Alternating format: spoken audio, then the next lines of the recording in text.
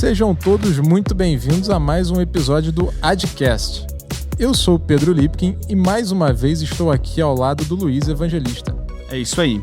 E antes de apresentarmos o tema e os convidados desse episódio, eu quero agradecer a audiência de vocês. Nossos 4 primeiros episódios foram super bem recebidos e estamos acompanhando o crescimento e engajamento da nossa audiência. Aliás, compartilhem com a gente suas impressões, sugestões de temas e também lembre-se de nos seguir tanto na plataforma de podcast que você já nos escuta, como também no Instagram, @adicpagamentos, e no blog, adic.com.br/blog. Hoje nós vamos falar sobre um tema quente, registro de recebíveis, um tema regulatório que está movimentando bastante o mercado. Para nos guiar neste tema, hoje temos o privilégio de receber 2 especialistas do assunto. Fernando Fontes, empreendedor, fundador da CERC e com grande conhecimento em fundo de investimentos e recebíveis, e Fernanda Mafioletti, especialista de produtos na ADIC e a nossa expert no nosso tema do dia, além de processamento e liquidação de adquirência. Sejam muito bem-vindos, Fernanda e Fernando.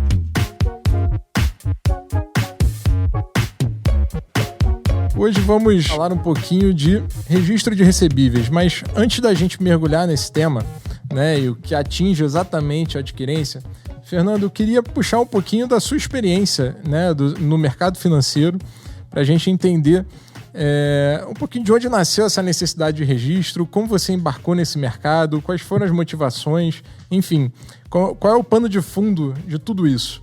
Obrigado, Pedro. Quero primeiro agradecer ao convite da ADIC para participar desse podcast e sempre um privilégio participar dos eventos e das comunicações organizadas aqui por vocês.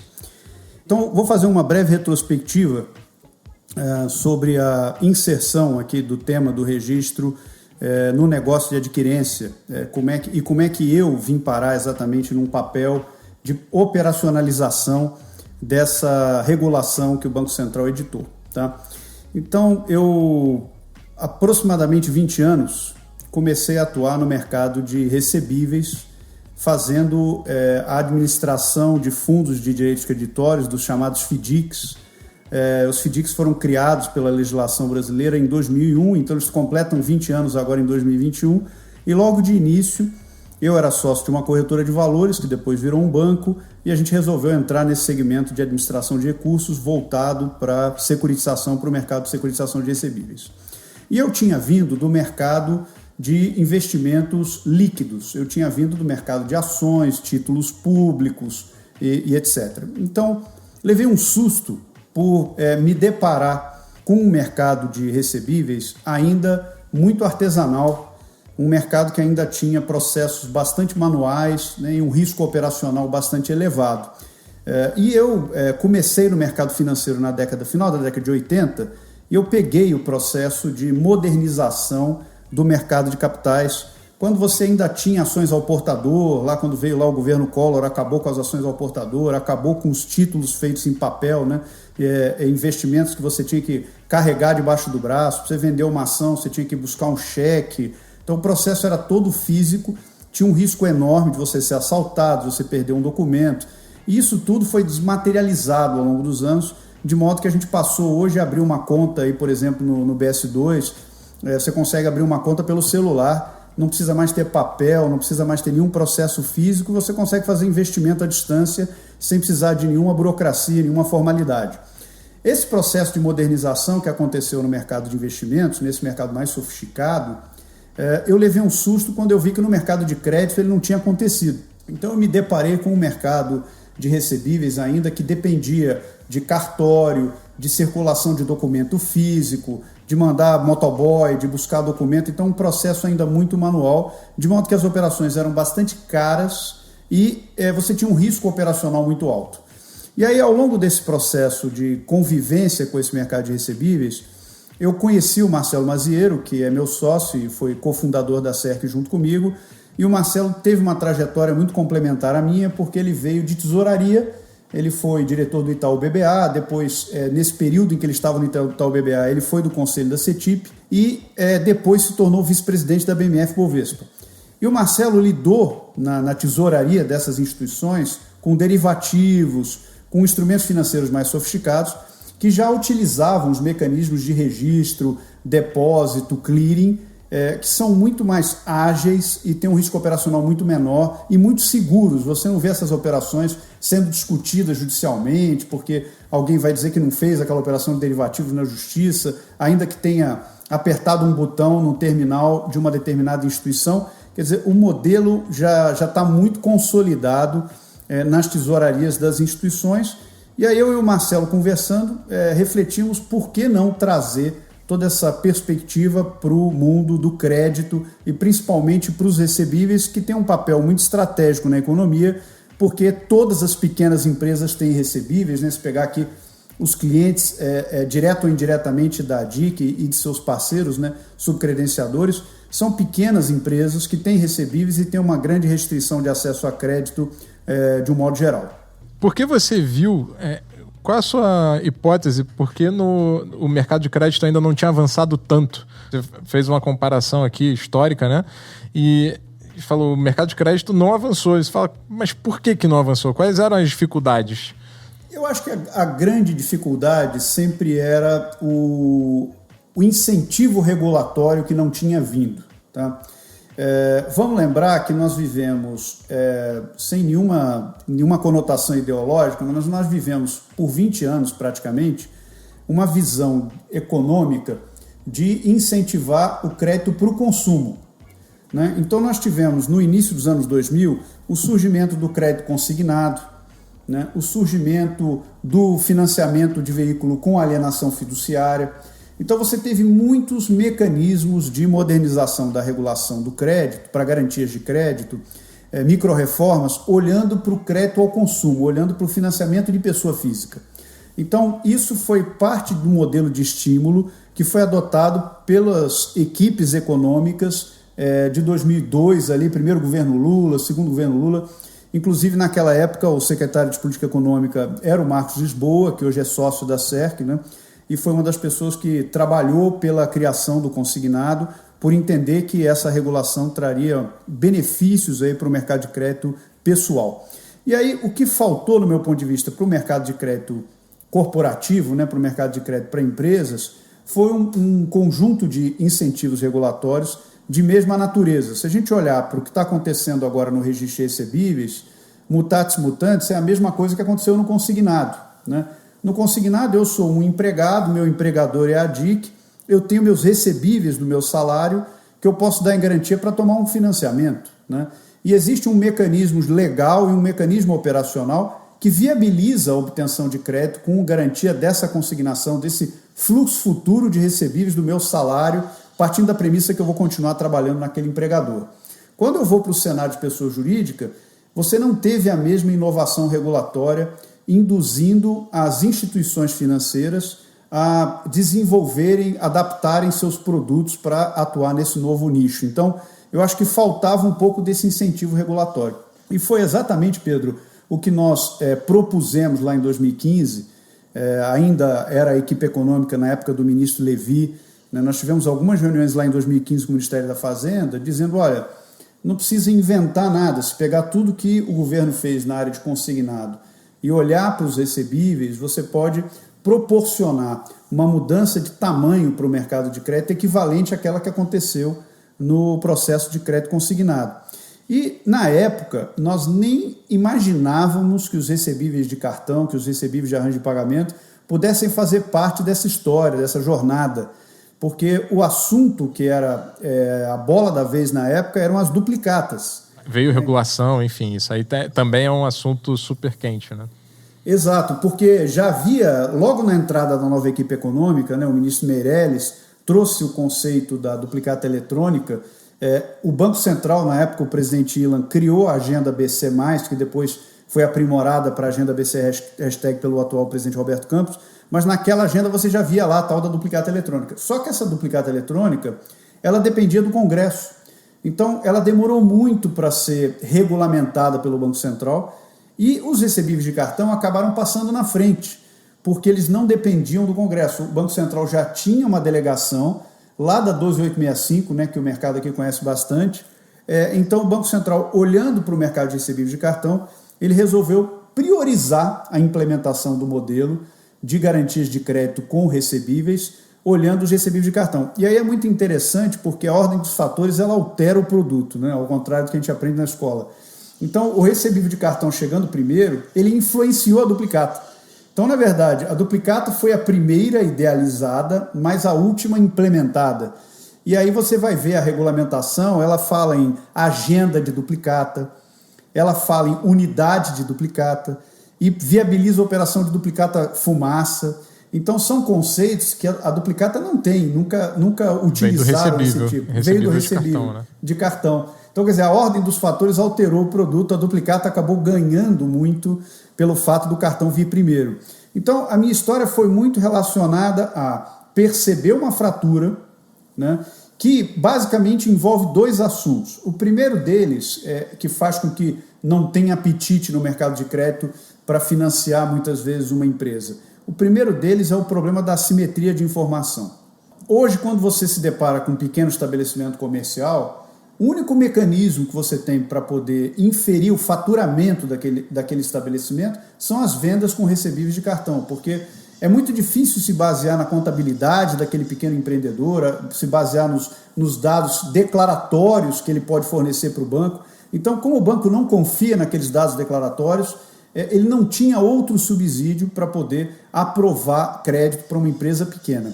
Então, a assimetria de informação é talvez uma das principais razões pelas quais as instituições financeiras não têm apetite, não têm coragem para fazer muito mais volume de crédito do que fazem hoje para as empresas da base da pirâmide. Se considerar, são o quê? 8 milhões de empresas pequenas? Então é bastante, né? É muita coisa. Você vê o que está acontecendo agora com o programa emergencial, o PEAC Maquininhas, né? Você está tendo uma grande quantidade de microempreendedores, né, conseguindo tomar capital de giro aí, com apoio do BNDES, utilizando os recebíveis de cartão como garantia, graças à implementação desse modelo sobre o qual nós estamos conversando aqui. Graças a isso, o Tesouro tem condições de fazer um desembolso desse num momento tão crítico como o atual, sabendo que ele tem perspectiva de receber de volta, né, porque existe uma garantia suficiente por trás. Então, essa é a prova, eu acho, de que o modelo será muito bem sucedido, a tal ponto que até mesmo recursos públicos já estão sendo destinados a financiar os pequenos empresários com base na expectativa de sucesso para essa perspectiva nova. Perfeito. E você estava falando, o primeiro item era a assimetria de informação. Assimetria o segundo de informação. Item... O segundo é insegurança jurídica, né? O problema da incerteza. Você, por exemplo, pode comprar um recebível. Juridicamente, é uma seção civil de direitos, está no Código Civil, quer dizer, é totalmente embasada. Mas, no Brasil, para que isso tenha eficácia perante terceiros, você tem que dar publicidade. Então, você sempre tinha uma dúvida de que, como é que eu faço para que todo mundo saiba que o recebível é meu? Porque quando você vai comprar um imóvel ou vai pegar em garantia um automóvel, por exemplo, você tem mecanismos para fazer um gravame daquele automóvel, para fazer a troca da propriedade do imóvel, garantindo publicidade perante terceiros. Você consegue garantir que qualquer um, antes de comprar um imóvel, o que você vai fazer? Você vai no cartório tirar uma matrícula. Antes de comprar um automóvel, você vai entrar lá no Detran para ver se o carro já não está alienado para um banco, ou se não está com uma multa ou um IPVA. Então você tem informação para poder garantir a publicidade de que um determinado ato jurídico aconteceu. Seja ele a troca da propriedade, seja ele a construção de uma garantia. No caso do recebível, você não tinha isso. Então, o que muitas vezes as empresas faziam? Usavam os cartórios de registro de títulos e documentos, né, os cartórios RTD, que tem uma função residual na Lei de Registro Público, a Lei 6.015, diz, olha, quem não tiver especializado aqui, usa o cartório RTD. Só que o cartório RTD, ele é por um regime de comarca, né? Então, mas aonde é a sede do recebível? O recebível não tem sede, então eu vou fazer um registro aqui em Santo André, porque eu moro em Santo André, ou em Pernambuco, porque o cliente é de Pernambuco. E depois, o processo de acesso a esses dados é muito complicado, porque você tem fotografias, imagens de documentos, fotocópias de documentos. Você não tem informação estruturada para que você possa recuperar com facilidade.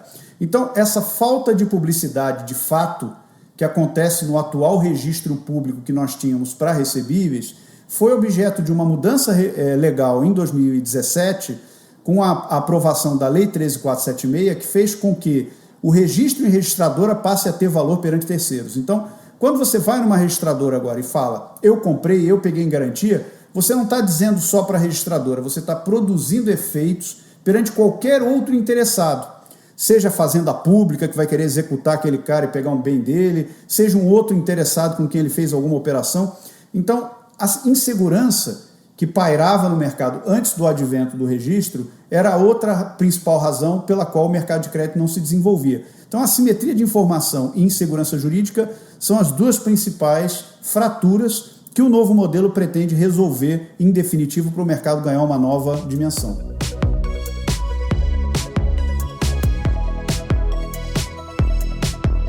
Depois dessa aula sobre crédito e garantia, eu acho que a gente pode entrar no detalhe da 3952. Luiz, além das 3 registradoras, o que você quer perguntar para o Fernando aqui?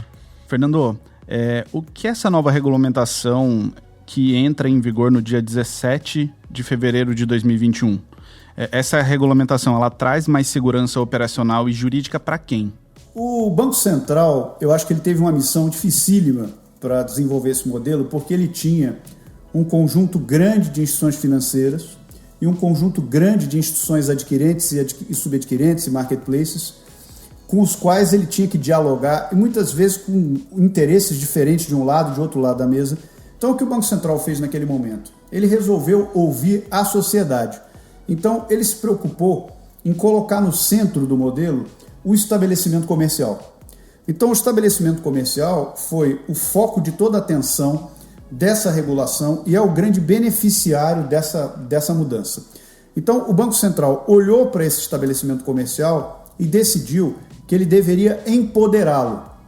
Então, dado que a gente sabe hoje em dia que o novo petróleo, né, são os dados, é a informação, isso é que de fato pode produzir valor no futuro, o Banco Central resolveu transferir a propriedade dos dados para o estabelecimento que originou aquela transação de pagamento. Então, ao levar as informações para os sistemas centralizados das registradoras, não quer dizer que as registradoras se tornaram donas da informação, né? Mas também não quer dizer que a dona da informação era a adquirente ou a instituição financeira. O que o Banco Central definiu, já olhando o paradigma da LGPD e já com a cabeça do Open Banking, é dizer o estabelecimento é soberano. E ele, portanto, pode utilizar essa informação em seu benefício. Se ele quer dar o consentimento dele para que outra instituição financeira possa acessar os dados, ele tem essa prerrogativa. Se for uma não financeira também, de repente ele quer fazer negócio com um FDIC, ele quer fazer negócio com uma empresa não financeira da cadeia produtiva dele. Então, a primeira grande transformação que a gente vê é que as informações vão para os sistemas centralizados de registradoras, né? Hoje são 3 entidades que estão autorizadas pelo Banco Central para prestar o serviço de registro dos recebíveis de cartão, né? E essas 3 entidades, mediante o consentimento do estabelecimento comercial, podem franquear o acesso dessas informações a qualquer interessado. Então, aquela primeira premissa, Luiz, como é que a gente resolve o problema da assimetria de informação? Você não pergunta mais nada para o estabelecimento. Você pergunta para a registradora dele com a autorização dele na mão, né? Assim como você vai comprar um imóvel, você pergunta para o cartório de imóveis com o cliente, né, informando o número da matrícula, você vai lá no cartório de imóveis, puxa a matrícula do imóvel. Então você está pegando a informação numa fonte independente que recebeu esses dados de quem? Das adquirentes, das subadquirentes, dos marketplaces, que foram as instituições que capturaram essa transação de pagamento. Então é quem melhor pode declarar que aquela transação aconteceu, com todas as eventuais ressalvas que caibam a depender do tipo de transação, se é online, etc. Mas a transação aconteceu, é devida, qual é o valor devido, qual é a data de vencimento, qual foi o arranjo de pagamento em que a transação foi realizada.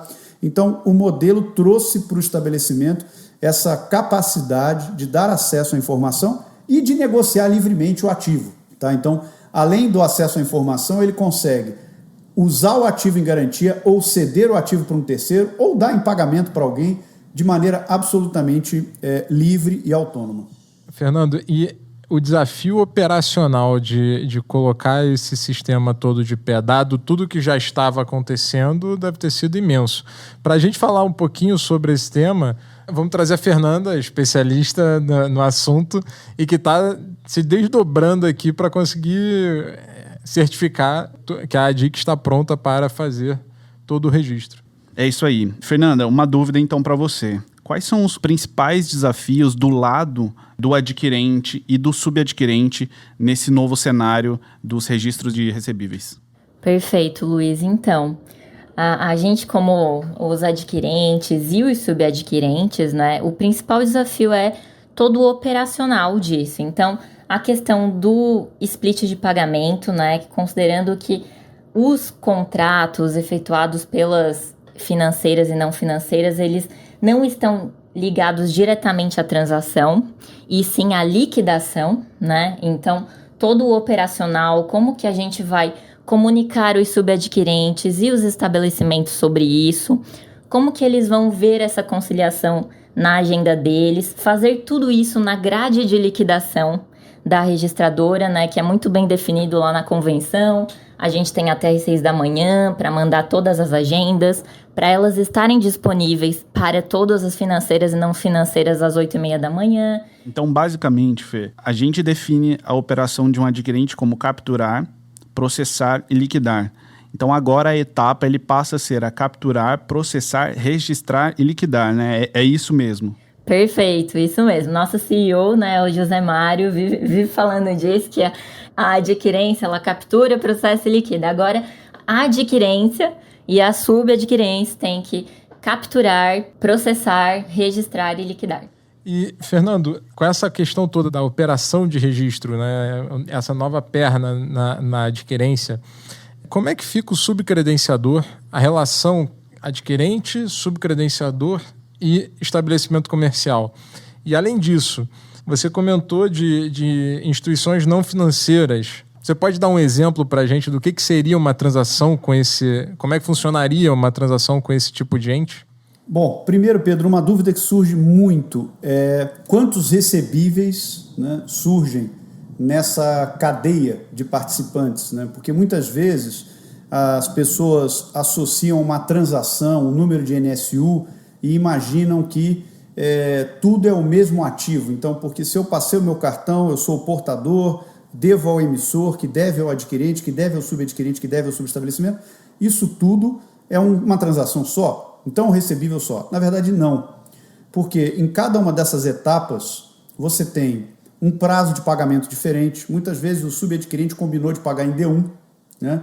E só vai receber em D30 do adquirente, que vai receber em D28 do emissor. Então, os prazos são totalmente diferentes. Os valores também são diferentes, porque, às vezes, o MDR que é cobrado do cliente final é um, o MDR que é pago ao adquirente pelo subadquirente é outro. Então, os valores também são diferentes. E os próprios credores e devedores dessas obrigações mudam. Então, quando nós falamos de uma transação feita por um subadquirente, ela gera 2 recebíveis no mínimo registrados. Um recebível que o subadquirente tem que registrar na registradora, que é a obrigação de pagamento dele com o subestabelecimento. E um recebível que o adquirente tem que registrar na registradora, que é a obrigação de pagamento dele para o subadquirente. Então, o subadquirente tem registrados o seu contas a pagar e o seu contas a receber, seja por ele, seja pelo adquirente com quem ele tem relacionamento. Então, são 2 ativos independentes e isso nos levou a ter que estabelecer interlocução com uma comunidade muito grande de subadquirentes e marketplace. Na verdade, ela é tão grande que ela cresce quase todo dia.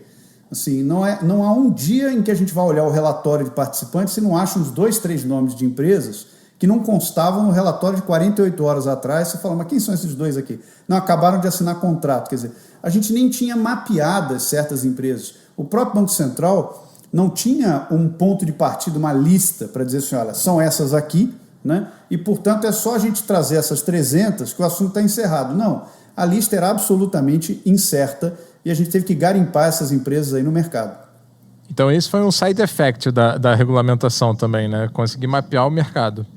Foi um side effect interessantíssimo, porque a gente pegava a lista no site de uma bandeira, né? Olhava uma lista ali, pegava com as adquirentes parceiras uma outra lista, né? Muitas vezes éramos procurados pelos próprios subadquirentes. Foi muito difícil fazer a junção dessas informações para formar uma base. Hoje nós temos por volta de 270 subadquirentes e marketplaces como nossos participantes, né?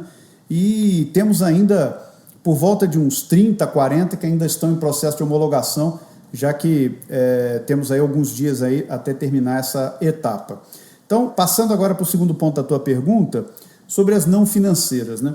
Então, a gente, quando pensa nessa mudança aí do registro, normalmente pensa que duas instituições financeiras vão passar a oferecer crédito para o mesmo estabelecimento. Então, uma vai oferecer com a taxa A e a outra vai oferecer A menos um delta. E aí ela vai ganhar a operação da outra instituição porque ela está oferecendo um spread menor. Na verdade, o mercado vai ficar bem mais sofisticado do que isso. Primeiro, porque não é só preço que vai fazer diferença. É também o tamanho de limite de crédito que você está dando para o estabelecimento. Você pode dar um limite maior, alavancar ele mais. E hoje isso não é possível, porque no modelo de trava bancária, quando o estabelecimento fazia uma operação com uma instituição, ele era obrigado a dar todo o fluxo de vendas daquela bandeira para aquela instituição. Então ele não conseguia definir um limite de alavancagem para operar com uma determinada instituição ou outra. Ele sempre tinha que dar todo o volume dele. Então, o nível de alavancagem vai ser um fator de competição e, além disso, outras empresas que não são sequer instituições financeiras já estão se movimentando para entrar também nesse jogo. Então, imagina alguém que fornece para o varejista farinha para ele fazer o pão, cerveja para ele vender no bar, combustível para ele vender no posto. Então, você tem inúmeras atividades em que o fornecedor, que é uma empresa grande, né, ele começa a olhar para o recebível de cartão e falar, poxa, por que eu não aceito isso como moeda? Né? Será que eu preciso de dinheiro para vender o meu produto? Eu não tenho problema de capital de fluxo de caixa, de capital de giro.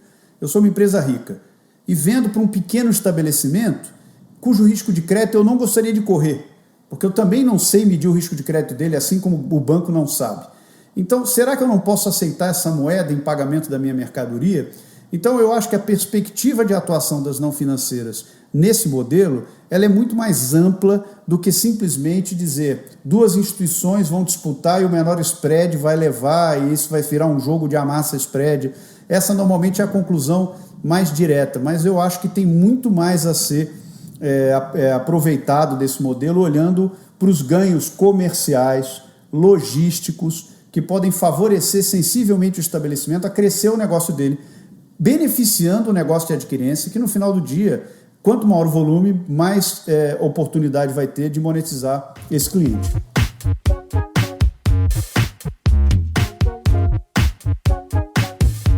Fernanda, diante desse cenário que o Fernando trouxe, né, dessas funcionalidades, como é que você vê uma possibilidade de a DIC crescer nesse cenário? Complementando a pergunta do Pedro, como que fica a questão da transferência de agenda? A gente tem uma oferta, né, para os nossos parceiros White Label, que são os nossos clientes que alugam a plataforma da DIC para ter a sua maquininha com a sua cara e o portal com a marca dele. Esses clientes hoje, eles já ganham porcentagens em cima da transação. E a partir de agora, com a registradora, a gente está no roadmap com uma outra oferta, onde esse parceiro, que é o que o Fernando fala como a não financeira, né, o fornecedor, ele também poderá dar um funding próprio e ganhar em cima também da ponta da antecipação no portal White Label dele. Então a gente já está com essa oferta preparada em breve e a gente também vê como uma grande oportunidade de crescimento, muito além dessa guerra de taxa. E no caso do subcredenciador, ele irá consultar as suas transações no portal do adquirente ou da registradora? Então, no caso dos subcredenciadores, a gente vai oferecer para eles uma visão da agenda deles na registradora. Então, como o Fernando falou, a agenda dele, ele pode dar o direito a qualquer participante de mercado de ver a agenda, mas ele também vai poder ver a conciliação da agenda dele aqui por dentro da DIC, tá? Perfeito. Fernanda, você falou de uma coisa que pode ser interessante para o Fernando, que é como é que vai funcionar a conciliação de informações no registro? Como é que vai facilitar ou ou dificultar? Eu imagino que vai facilitar, né? Mas como é que vai ficar essa questão da conciliação de recebíveis? Pedro, eu acho que o desafio de conciliação aumenta muito, porque o estabelecimento, se ele de fato usufruir de todas as prerrogativas do modelo, ele pode transferir a propriedade de recebíveis para outras contrapartes, para outras empresas e pessoas. Ele pode dar em garantia um pedaço, um percentual, um valor fixo, dividir o contas a receber dele em vários domicílios de pagamento diferentes. Então, antes ele não tinha toda essa flexibilidade, de modo que tudo que ele transacionava era liquidado em conta domicílio de titularidade dele. De uma forma ou de outra, se ele somasse tudo que caiu na conta dele com o que ele capturou de transação menos as despesas, o valor tinha que fechar. Agora ele começa a vender recebível. E ele vende o recebível a vencer e recebe um pagamento agora na conta dele com um deságio que ele combinou lá com o concessionário desse recebível. E a transação, quando vencer, não vai mais cair na conta dele, vai cair na conta do cessionário, por exemplo, do FDIC que comprou ou do fornecedor com que ele fez essa operação. Então, ele vai ter muito mais dificuldade de encontrar tudo que ele transacionou nos extratos bancários, nos extratos das contas de pagamento que ele tem. De modo que eu acho que é uma grande oportunidade para a oferta de um serviço mais robusto de conciliação, que leve em conta as negociações realizadas com recebíveis também, para conseguir fechar isso com os valores creditados nas contas domicílio daquele estabelecimento. Na registradora, você tem todos esses dados, porque quando você termina o ciclo e faz a liquidação, como a Fernanda comentou, você tem que enviar as informações para a registradora dizendo, olha, como é que eu paguei esse recebível? Eu paguei tanto na conta de fulano, tanto na conta de Beltrano, tanto nessa outra conta. Então você tem que mandar as baixas desses recebíveis para a registradora e a registradora tem todos esses dados. No entanto, a registradora não fala com o estabelecimento. Então o estabelecimento não vai vir na registradora buscar essa informação. Ele precisa dessa informação disponível nos canais das instituições com quem ele se relaciona. Seja o subadquirente com quem ele tem relacionamento, seja o adquirente, seja uma instituição financeira. Essas empresas deveriam buscar esses dados na registradora e oferecer essas informações, ou até as próprias conciliadoras, né, que são especializadas nesse tipo de serviço, oferecer essa informação como parte do que vai ser considerado na apuração dessa conciliação, para ver se não fugiu nada, se não tem nada de fora. Tá? Então eu acho que fica mais difícil de fazer, mas é totalmente possível se essas instituições que têm relacionamento na última milha com o estabelecimento pegarem os dados da registradora, processarem isso e oferecerem esse serviço financeiro para os seus clientes. Perfeito. Duas últimas perguntas super curtinhas aqui. Uma é, Fernanda, dado o cenário, a implementação foi tranquila ou não? E dois, Fernando, dado que a gente vai entrar, faltam poucos dias para a gente entrar em vigor, qual é a sua expectativa? Todo mundo estará pronto e não estando pronto há alguma punição? Como é que isso vai ocorrer? Não, a implementação não foi tranquila. Bem como o Fernando falou, essa parte da conciliação é uma grande dor, né, para todos os adquirentes e subadquirentes. Mas sim, a gente contornou isso trazendo visões para os clientes, fazendo uma comunicação melhor para ele. E aí, até trazendo um adendo aqui, esses nossos desafios de adquirente também são os desafios das nossas subadquirentes, né? Que a gente responde por elas. Então, a gente também trouxe uma oferta para elas, ajudou elas até de maneira consultiva nisso e trouxe uma oferta para as subadquirentes que quiserem utilizar a nossa plataforma. A gente conseguiu fazer uma operacionalização da registradora aqui dentro, de forma que fique bem claro para o estabelecimento dela como que está acontecendo essa conciliação, que fique lá exatamente na agenda do estabelecimento, olha, você receberia nesse dia esse valor, porém como você fez algum contrato de garantia, algum empréstimo no mercado com seus recebíveis, isso passa a liquidar nesta outra conta. Então, foi um operacional muito grande, teve toda a parte da interoperabilidade, né, que eu acho que o Fernando pode falar também. A gente teve que homologar essa parte junto com todas as registradoras e o Banco Central. Mas vencemos, a gente já está homologado, como grande parte do mercado, né, Fernando? Ainda tem alguns que estão finalizando essa semana, mas é isso aí. Perfeito, Fernanda. Se você dissesse que teria sido tranquilo, eu ia achar que eu sou muito ansioso. Ou muito... eu ia falar, acho que eu que sou muito angustiado, porque sofri uma barbaridade nesses últimos meses aí, dadas as dificuldades que a gente enfrentou. Mas, de fato, eu acho que o Banco Central, prudentemente, né, ele adequou os prazos ao perceber o grau de prontidão do mercado. Essa norma era para ter entrado em 3 de novembro, ele tirou a temperatura do mercado e viu que tinha um nível de prontidão baixo para poder entrar em produção e resolveu reprogramar isso para 17 de fevereiro. E agora que a gente está a poucos dias aí desse dia D, eu diria que as coisas avançaram muito e eu acho que não tem nenhuma instituição relevante do lado de adquirência, subadquirência, marketplace que não esteja totalmente pronta. Você tem talvez um grupo menor de instituições de pequeno e médio porte que estão finalizando testes, que estão ainda terminando o processo, mas eu não vejo motivo de tanta preocupação do lado de adquirência, do lado das instituições de pagamento. Do lado das instituições financeiras, a gente sente que o grupo está um pouco atrasado em relação às instituições de pagamento, né? Então, hoje vejo mais preocupação com o lado das IFs do que com o lado das instituições de pagamento. Estão tentando colocar em dia, né, seus processos de teste, e o Banco Central também estendeu essa fase de teste, que era para terminar no dia 18 de janeiro, né, e ele acabou estendendo.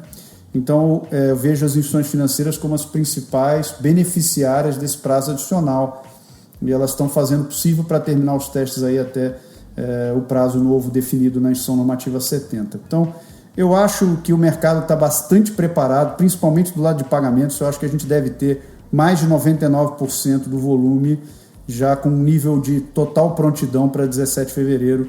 Se a gente tivesse esses dados aí de mercado, eu acredito que mais de 99% já estaria pronto. Fernando e Fernanda, eu queria agradecer a participação de vocês. A gente poderia ficar aqui por horas discutindo sobre o assunto, trazendo mais informações para o mercado. Tanta informação relevante, né? Enfim, obrigado pelo tempo, obrigado pela contribuição e a gente se vê em breve. Cumprimentar a todos aqui, desejar um excelente 2021 para vocês e para a DIC e para todos que ouvem aqui esse podcast. Um abraço a todos. Bom, gente, eu também queria agradecer muito. Acho que o ADCast está sendo muito importante, está trazendo uma visão geral da ADIC e do mercado para todos os nossos ouvintes. Então, queria agradecer a todos. E a você que nos ouviu até aqui, muito obrigado. Fique ligado, acompanhe nossos próximos episódios, porque temos muitas novidades para 2021. Até!